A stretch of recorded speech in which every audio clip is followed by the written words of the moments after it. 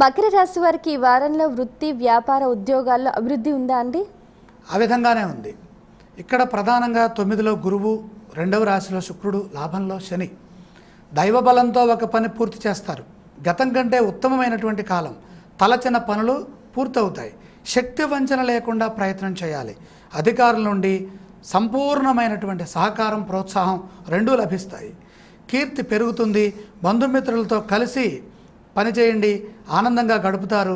నూతన వస్తు సేకరణ కూడా సూచితమవుతోంది. సుఖ సంతోషాలతో కాలం ముందుకు సాగుతుంది. సంస్కారవంతమైనటువంటి ఆలోచనలు మీలో కొత్త కోణాన్ని ఆవిష్కరిస్తాయి. దైవచింతన వైపు సమయాన్ని కేటాయించండి. అటువైపు మీ ఆలోచనలు మళ్ళే విధంగా చూసుకోండి. ఈ రాశి వారు పఠించవలసిన స్తోత్రాలు ఏవండి? ప్రశాంతంగా ఇష్టదేవతా స్మరణ చేసుకోండి. ఆలయ సందర్శన క్రమంలో ఏ దేవీ దేవతలను దర్శించాలంటారు? నిత్యం చేసేటటువంటి ఆధ్యాత్మిక విధుల్ని చక్కగా నిర్వర్తిస్తే చాలు. ఈ రాశి వారు చేయవలసిన దానాలు ఏవండి? ఇక్కడ ధనస్థానంలో కేతు దోషం కనపడుతోంది కాబట్టి ఉలవల